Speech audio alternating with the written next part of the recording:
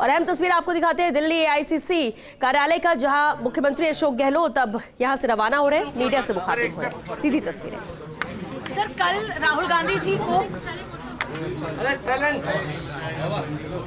कल राहुल गांधी जी की पेशी है या नहीं है? ये तो राहुल ही बताएंगे कि उनके बारे में क्या बातचीत हुई है। कल जाएंगे या मंडे को जाएंगे। मैं समझता हूँ कि क्योंकि कांग्रेस प्रेसिडेंट होने की तभी ठीक नहीं है, इसलिए डिपेंड उस पर करेगा कि वो किस रूप में कल कैसे बातचीत की या क्या उन्होंने अल्टीमेटली फैसला किया है।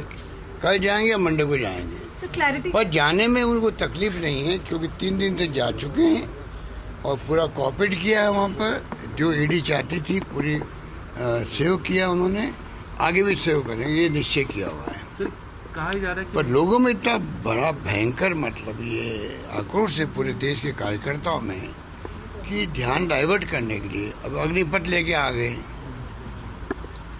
तो क्या बताइए आप, अग्निपथ अग्निवीर बना रहे हैं और ये कह रहे हैं कि बाद में हमेशा के लिए अग्निवीर ही कहलाएंगे। आप चाहते क्या होगे? संविदा की भर्ती होती है सेना के अंदर।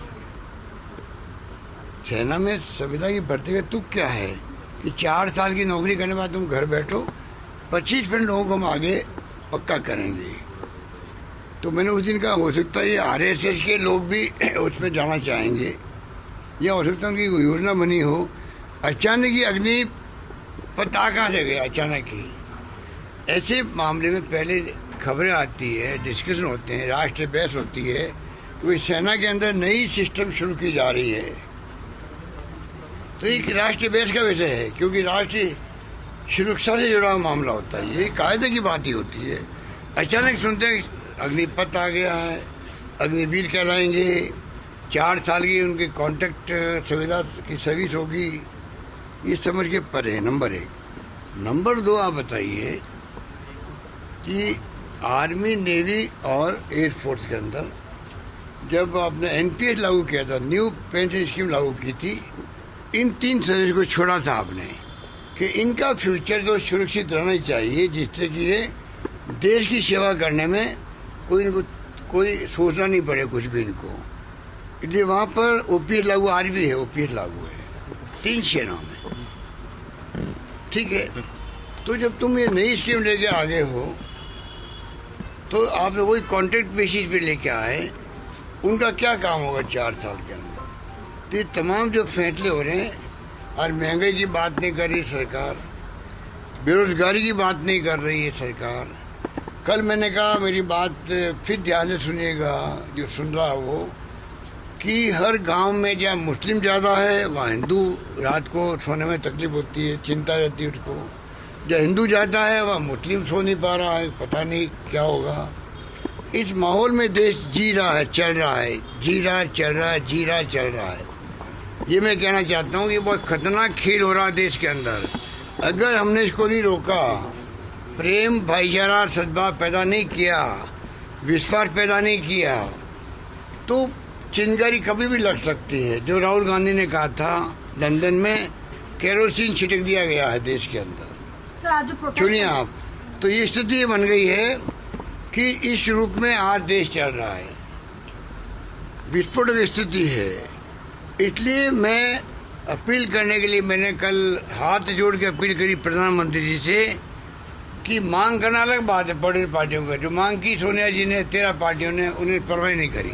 मैंने कहा मैं हाथ जोड़ के प्रार्थना करता हूँ आपसे, आप आगे आइए, देश आपकी बात सुनेगा क्योंकि आप प्राइम मिनिस्टर चुने हुए हो, चाहे वो किसी कारण चुने हुए अलग बात है। आप आके देशवासियों कहिएगा कि प्रेम, भाईचारा, शांति कायम रहे। मैं अपील करता हूँ और हिंसा में किसी कीमत में बर्दाश्त नहीं करूँगा, ये कहे। इसमें क्या एतराज हो सकता है प्रधानमंत्री मोदी जी को बताइए? ना वो आ रहे हैं, ना अमित शाह जी को आगे कर रहे हैं। इस बार का मुझे सख्त एतराज है। एक चुनाव मुख्यमंत्री में हूँ राजस्थान का, मुझे एतराज है कि इस प्रकार की अपील करके अगर शांति स्थापित हो देश के अंदर, उसमें कंजूसी क्यों की जा रही है, आने में क्यों हिचक रहे, मेरे को एतराज है। सर आज देश भर में प्रोटेस्ट हुआ युवाओं का, राजस्थान में भी मानेसर हुआ। में भी, राजस्थान में भी, बिहार में भी। कांग्रेस ने कोई रणनीति तैयार की है उनके सपोर्ट में? अग्नि जो ये मामला है, क्योंकि सरकार ये के- प्रोटेस्ट चलते रहेंगे, आगे भी चलते रहेंगे। कांग्रेस सपोर्ट करेगी। बिल्कुल प्रोटेस्ट चलेंगे, रैलियाँ होगी, इनको एक्सपोज किया जाएगा कि बिना कोई कारण के जब आप 1 रुपया नहीं ले सकते हो, नॉन प्रॉफिट कंपनी है ये, चाहे यंग इंडियन हो चाहे वो AGL हो, जब आप 1 रुपया ले ही नहीं सकते आप प्रॉफिट का, सोनिया गांधी जी, राहुल गांधी चाहे तो नहीं ले सकते हैं, ऐसे कानून इसके अंदर है, तो फिर मनी लॉन्ड्रिंग कहाँ हो गई है? देश को बताना चाहिए, एजेंसियों को भी, कि ये इन कारणों से हमने इनको पूछताछ के बुलाया है।